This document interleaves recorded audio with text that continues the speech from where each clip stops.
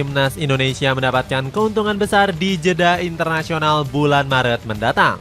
Skuad Garuda Nusantara berpotensi bisa meraup 6 poin penuh dengan memanfaatkan berbagai masalah dan kekacauan Australia. Skuad negeri Kangguru berpotensi nggak bisa diperkuat salah satu pemain andalannya yakni Marin Jakolis. FIFA nggak merestui pemain berdarah Kroasia ini karena terganjal aturan naturalisasi.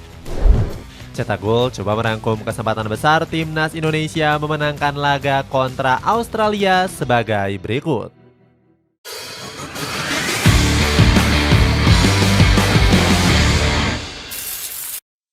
Pasang surut performa di ronde ketiga.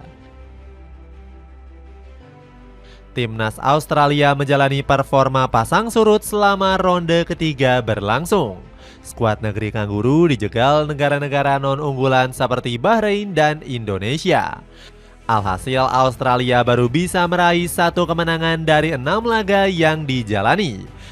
Rentetan hasil negatif ini membuat Federasi Sepak Bola Australia mendepak Graham Arnold dari kursi pelatih. Tanpa pikir panjang, Tony Popovic ditunjuk dan langsung koar-koar bisa membawa pasukan kuning lolos Piala Dunia. Sekarang saya bermimpi kami akan menempati posisi teratas di grup C. Benar saja, Australia langsung bangkit dengan menghabisi perlawanan Tiongkok 3-1. Skuad Sokros juga menodai rekor selalu menang dengan menahan imbang Jepang 1-1. Namun catatan manis ini justru terhenti di jeda internasional bulan November. Skuad negeri Kangguru ditahan imbang Arab Saudi dan nyaris menelan kekalahan atas timnas Bahrain. Popovic selaku pelatih cukup kesal karena anak asuhnya kerap membuang-buang kesempatan. Kami memiliki beberapa peluang bagus untuk memperlebar keunggulan menjadi 2-0 di babak kedua, tetapi tidak dapat memanfaatkannya, jelas Popovic. Kekompakan Australia Bahrain jegal Indonesia. Timnas Australia nggak mau terus-terusan meraih hasil yang buruk. Alhasil skuad Kangguru berambisi besar mendulang 3 poin penuh saat menjamu timnas Indonesia. Ambisi Australia ini sejalan dengan Bahrain yang juga ingin menjegal Indonesia. Namun Kusiniengi dan kawan-kawan dinilai punya kans yang lebih realistis menang atas skuad Garuda Nusantara. John Aloisi selaku legenda mengatakan Australia banyak perubahan besar sejak dilatih oleh Popovic. Kami mengalami banyak kemajuan dalam hal penampilan dan struktur, karena kami tidak memberikan banyak peluang saat melawan lawan manapun, bahkan saat melawan Jepang, jelas Aloisi. Aloisi bahkan sangat yakin Australia bakal segera mengunci tiket Piala Dunia. Pasalnya saat ini skuad Kangguru bertengger di posisi kedua klasemen grup C dan hanya butuh 6 poin saja. Kami akan menghadapi 2 laga bagus pada bulan Maret melawan Indonesia di sini dan kemudian melawan Cina di kandang lawan. Jadi jika kami mampu meraih 2 kemenangan dalam pertandingan tersebut, maka saya rasa kami akan lolos, lanjut Aloisi. Alhasil skuad Garuda Nusantara harus ekstra hati-hati dengan Australia. Apalagi kehebatan negara berperingkat 24 FIFA ini mendapatkan pengakuan dari Hajime Moriyasu. Australia membuat saya sempat frustasi. Kami bisa saja hancur usai tertinggal duluan. Namun para pemain kami bertahan untuk mengejar ketertinggalan dari Australia, ucap Moriyasu dilansir dari The Japan Times. Tim Cetak Gol mau rekomendasikan basreng pedas daun jeruk 1 kg. Kamu bisa dapatkan dengan harga 34 ribuan aja. Kesempatan menang, manfaatkan kekacauan Australia. Meski sedang dalam motivasi besar, Australia menerima kabar buruk menjelang laga kontra Indonesia. Skuad negeri Kangguru berpotensi gagal mendapatkan pemain naturalisasi incaran mereka. Dilansir dari laman alages.com, Marin Jakolis disebut gagal memenuhi aturan kelayakan FIFA. Dirinya diklaim gak layak membela Australia karena faktor kakek neneknya. Pasalnya, kakek nenek Jakolis dikabarkan bukan orang Australia dan gak lahir di negeri Kangguru. Padahal sang pemain sudah mendapatkan paspor Australia beberapa waktu yang lalu. Aturan FIFA mengharuskan pemain naturalisasi untuk tinggal di negara tersebut selama 5 tahun. Namun Jakolis baru menetap 2 tahun di Australia sehingga harus menunggu 3 tahun ke depan. Padahal Jakolis dikenal sebagai winger andalan di Liga Australia dengan catatan yang impresif.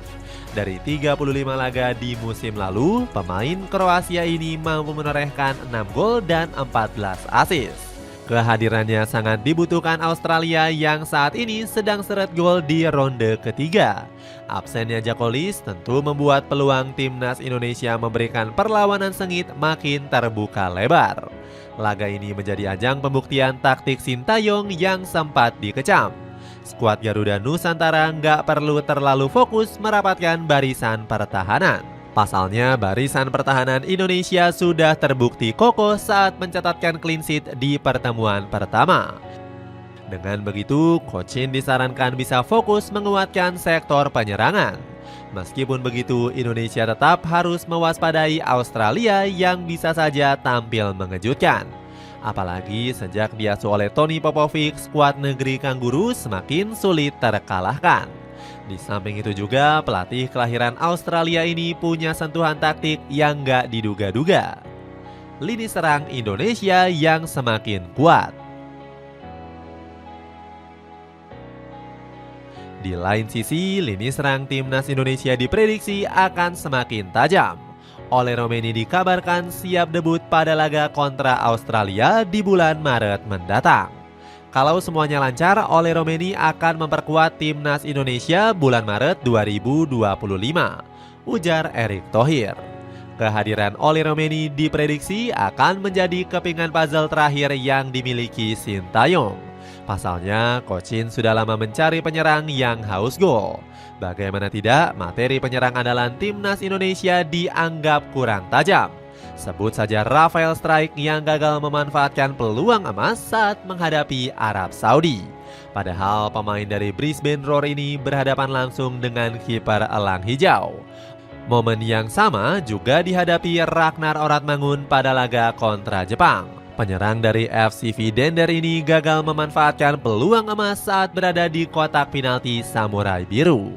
Gak heran kedatangan Ole Romeni disambut positif oleh berbagai pihak di tanah air. Supriyono Prima selaku pengamat sepak bola menilai Romeni bisa melengkapi skema lini serang tim Garuda. Kalau saya melihatnya ini cocok. Asal begini, Ole Romeni mau turun jemput bola dan Ragnar Oratmangun atau Marcelino Ferdinand kembali jadi winger. Berarti pakai skema 3 pemain depan lagi. Jelas Supriyono dikutip dari CNN Indonesia. Selain itu, Nova Arianto selaku asisten pelatih timnas Indonesia berharap Romeni bisa cetak banyak gol. Dengan bergabungnya Romeni, lini depan kita diharapkan sering cetak gol, ungkap Nova.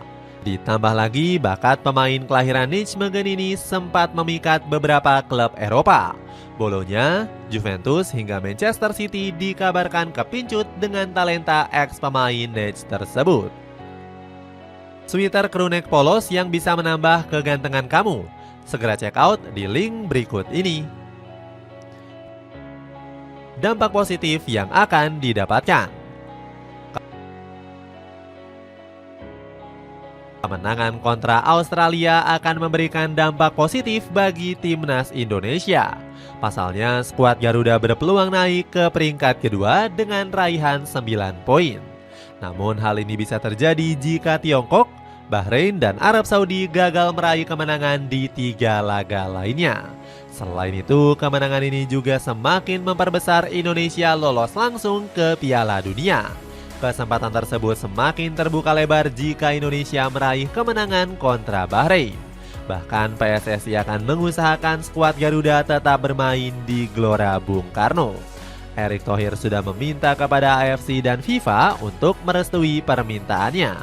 Selain itu, timnas Indonesia juga harus bisa membalas dendam kekalahan kontra Tiongkok. Kemenangan melawan negeri panda disebut bisa mengunci satu tempat di posisi 2 besar. Selain itu, kemenangan kontra Tiongkok dan Bahrain membuat Indonesia nggak perlu mengincar kemenangan kontra Jepang.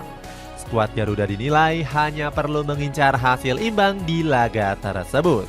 Ditambah lagi, Jepang diprediksi akan menurunkan skuad lapis kedua karena sudah hampir pasti lolos. Itulah ulasan kesempatan besar timnas Indonesia memenangkan laga kontra Australia.